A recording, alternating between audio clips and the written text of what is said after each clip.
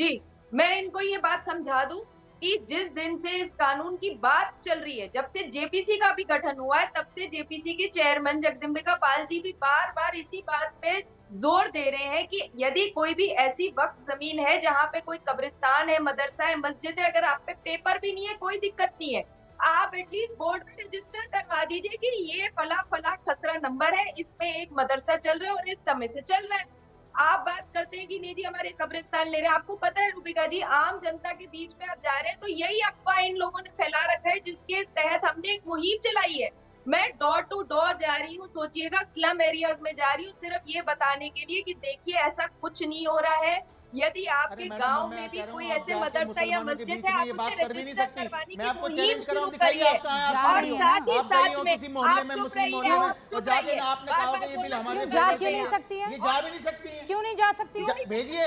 नहीं क्यों नहीं जा पता लग सकती है? जाएगा इनको। नहीं क्यों नहीं जा भेजिए, सकती है? भेजिए ना नहीं क्या इनको। पता लग इनको जाएगा? पता लग जाएगा। नहीं क्या पता लग क्या जाएगा? पता लग जाएगा, वो तो वहीं पता लगेगा। नहीं क्या नहीं बताइए, होगा? क्या पता लग भेजिए, जाएगा? भेजिए आप इनको। धमका रहे हैं एक औरत को मैं कि धमका वो नहीं रहा मुसलमानों हूं, के मैं बीच सच नहीं बात जा कह सकती रहा है। हूं। क्या हो जाएगा जाइए, मुझे ये जाके बताइए। कहिए। हाजी साहब मुझे जाइए, बताइए, जाइए, शालिनी आप अली समाज में के जाकर मुसलमानों करिए के बात। बीच में जाकर क्या हो जाएगा? भेजिए किसको ना। भड़का रहे हैं आप?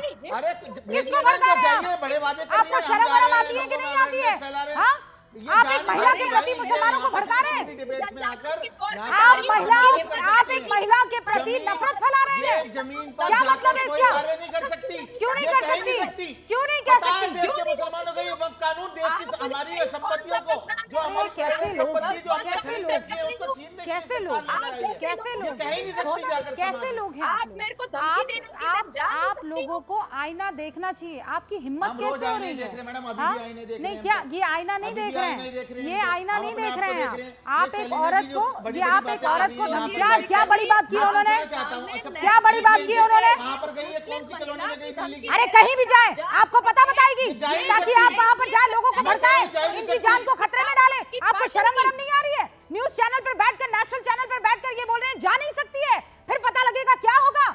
कैसे लोग हैं आप? बेशर्मी की हद होती है। कोई सीमा नहीं, कोई मर्यादा नहीं, कोई गरिमा नहीं। क्या बीजेपी के सहयोगी है तो क्या हुआ? तो क्या हुआ? दरबारी लोग कभी भी समाज में जाकर नहीं, जाकर बात नहीं अरे कर सकते। सुनिए, आप ना बताएं, सरकारी दरबारी जनता के लोग बीच समाज गए में हुए लोग रहकर हैं। बात नहीं कर सकते। जनता के बीच गए हुए लोग हैं। कोई जनता हाँ, में नहीं जा सकती। 240 सांसद है, एक सांसद है आपका, मत भूलिएगा। मैडम एक सांसद है, एक कोई बात सांसद नहीं, है मगर एक आपका। ही सांसद 100 के आप ऊपर बस भारी है। ये आपको डायलॉग बाजी करने आती है, इसके अलावा 15 मिनट दे दो, बन गए बच गए क्या 15 मिनट, बस ये डायलॉग बाजी करवा दो आपको, नहीं, तो वाह उसमें वाह क्या? भाईजान कहलवा दो, इसके अलावा और कुछ नहीं आता आपको। धमकियां दिलवा दो, महिलाओं की बेइज्जती करवा दो। हाजी साहब, प्रेम आपको शुक्ला जी, एटलीस्ट इस बात का तो आपको लिहाज होना चाहिए, आप एक हाजी हैं, नेशनल टीवी पे है, और अगर मैं जन जागरण के रूबिका जी, हिसाब से जा रही हूँ, लोगों के बीच बात फैला रूबिका रही जी, हूँ। अरे अभी शालिनी आपके पैनल जी में ही आप ना सुनिए, सुनिए आप शालिनी जी, इससे फर्क नहीं पड़ता है कि आप किसके साथ हैं, राष्ट्रीय मुस्लिम मंच के साथ हो कि कल को अतुल जी की पार्टी के साथ जुड़ जाए।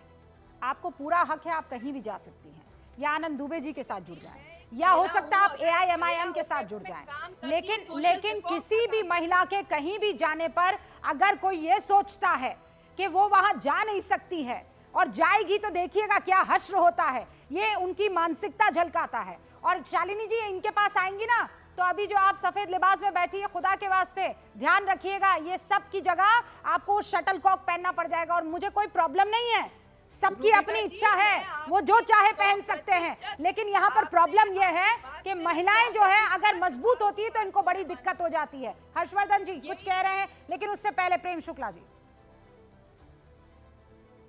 देखिए रुबिका जी, अभी आपके पैनल में ही डिस्कशन पे स्पष्ट हो गया कि नफरत कौन फैला रहा है, कौन गुंडागर्दी कर रहा है, कौन महिलाओं को देख लेने की धमकी दे रहा है, कौन अलोकतांत्रिक असंवैधानिक कुकृत्य कर रहा है।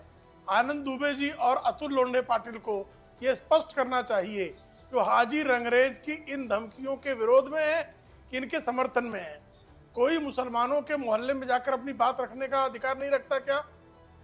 क्या मुसलमान इस गेटोइज्म में चले गए हैं कि वो किसी की बात नहीं सुनते? क्या मुसलमान अलोकतांत्रिक हो गए हैं? क्या मुसलमान हिंसक हो गए हैं? क्या इस सारे देश के मुसलमानों को हिंसक कहना हिंसा तो जो आप हाजी फैला रंगरेज रहे कह हैं, रहे हैं हिंसा उचित का है काम क्या? तो आपका है, सारे प्रेम भाई। मुसलमानों को बदनाम किया जाना उचित है नफरत क्या? की राजनीति हाजी आप साहब कर रहे हैं। बिल्कुल बिल्कुल मैं शांत तो बैठ हिंसा जाइए। की बात ही नहीं कर रहा था। हाजी साहब नफरत बिल्कुल तभी शांत आप बैठ फैला जाइए। रहे हैं मित्र। आपने गलत बात कह दी है। हमने तो अब किसी बिल्कुल को नहीं शांति से धमकाया, बैठ मैंने तो आपको भी जाइए। नहीं अतुल जी, धमकाया। ओके, प्रेम शुक्ला जी रुकिए। अतुल आपने जी, धमकी धमकाइयां चमकाइयां की भाषा का तो आपने प्रयोग किया ओके, मित्र। अतुल जी, और ये धमकाइयां चमकाइयां का मंच नहीं है। देखिए, चाहे किसी भी तरह का भेद हो, रंग का हो, लिंग का हो, ये भेद हमारे संविधान ने खत्म कर दिया है। जितना हक मुझे है, प्रेम भैया को है, रंगरेज जी को है, उतना ही हक शालिनी जी को भी है। कहीं पर भी जाए वो फील फ्री और अपनी बात जो है वो कह सकते हैं। वो सही गलत उसका निर्णय बाद में होगा, लेकिन वो कहने का उनका लोकतांत्रिक अधिकार है। और अगर कोई उसके बीच में आता है तो कांग्रेस पार्टी उसके साथ ताकत से खड़ी रहेगी, क्योंकि ये लोकतांत्रिक और संवैधानिक अधिकार है उस अधिकार के लिए। तो इसमें कोई दो मत नहीं। अब और मेरे को 3 सवाल और प्रेम जी से पूछना है, बीच जी आपकी इजाजत। बिल्कुल सर, वो है। तो इन्होंने कहा था पार्लियामेंट में, एक डी राजा का स्टेटमेंट में मैं खत्म करूंगा, कि महिलाओं, विधवा, डिवोर्सी और अनाथ इनके लिए कुछ नहीं है। तो पुराने एक्ट में 2013 अमेंडेड एक्ट में और 1995 के एक्ट में सेक्शन 3 और सेक्शन 4 में इन तीनों के लिए वेलफेयर के लिए वक़्फ़ काम करेगा। ये था, इन्होंने नहीं क्यों बोला। दूसरी बात, इन्होंने कहा कि ट्राइब्यूनल का निर्णय फाइनल होता है। सेक्शन 83 सबसेक्शन 9 ये कहता है कि ट्राइब्यूनल के बाद भी आपको हाईकोर्ट में जाने का पूरा जो है वो अधिकार है। तीसरा, इन्होंने कहा कि वक्फ बोर्ड के बाद और काउंसिल के बाद केंद्र सरकार और राज्य सरकार को कोई अधिकार नहीं है। वही 1995 और 2013 अमेंडेड एक्ट में सेक्शन 96 और सेक्शन 97 में केंद्र सरकार और राज्य सरकार हस्तक्षेप करती है। सर, इस पर मैं सच में चाहती थी कि जो बातें आप कह रहे हैं उसका जवाब मिले। एक तो मेरे पास ना 30 सेकंड रह गए हैं। नहीं अतुल जी, चूंकि मेरे पास 30 सेकंड है, संजीदा एंकर है, फिर भी वो जवाब अतुल जी सुनिए ना, सिर्फ मेरे पास 30 सेकंड है और इसीलिए मुझे शायद पहले आपके पास आ जाना चाहिए था। ये जो सवाल आप उठा रहे हैं उनका जवाब दे देते, लेकिन चूंकि हर्षवर्धन त्रिपाठी जी ने आने की इच्छा जताई थी इस डिबेट के दौरान, मैं 20 सेकंड लूंगी। हर्षवर्धन जी 20 सेकंड में अपनी बात समाप्त कीजिए and then I will close.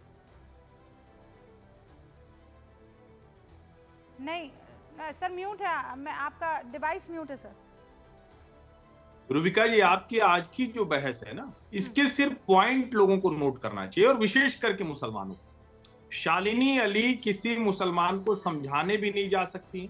जो देश लोकतंत्र की दुनिया में सबसे बड़ी नजीर है, सबसे बड़ा उदाहरण है, उस देश में तो डायलॉग से ही सब कुछ होता है। हमने संसद भी इसीलिए चुनी है, लोकसभा राज्यसभा की डिबेट भी इसीलिए।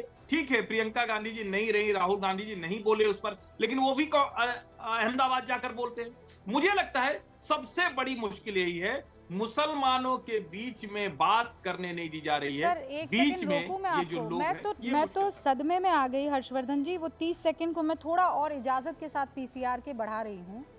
ये क्या है, ये क्या हो रहा है भाई? ये हमास के आतंकवादी क्या कर रहे हैं यहाँ पर? ये कैसे आ गए? ये देखिए, ये इनका क्या काम है? हाँ, ये वक्फ कानून में ये कहां से आ गए? एक ईरान का नेता है, वो दूसरा जो है हमास के आतंकियों को खड़ा कर रहा है, वो तीसरा बगल में, और ये वक्फ के कानून में इनको काहे घसीट लाए हो? ये प्रॉब्लम है, इशू बहुत खतरनाक है। आप वक्फ का विरोध कीजिए, लेकिन उस विरोध के चक्कर में कुछ भी कर जाएंगे, फिर आप देखिए मामला कहां से कहां पहुंच जाता है। थोड़ी अक्ल लगाने की जरूरत है। मुसलमानों को बहकावे में मत जाइए, अपनी अक्ल लगाइए, पढ़िए ना, कानून को पढ़िए। इससे पहले जो कानून था और जो वक्फ कर रहा था उसे पढ़िए और फिर तय कीजिए। कोई नहीं रोक रहा है प्रोटेस्ट और प्रदर्शन से। आप सभी का बहुत बहुत शुक्रिया हमारे साथ जुड़ने के लिए। अतुल जी, प्रेम शुक्ला जी, आनंद जी, हाजी साहब, शालिनी अली और हर्षवर्धन जी। देखते रहिए न्यूज़ 18 इंडिया।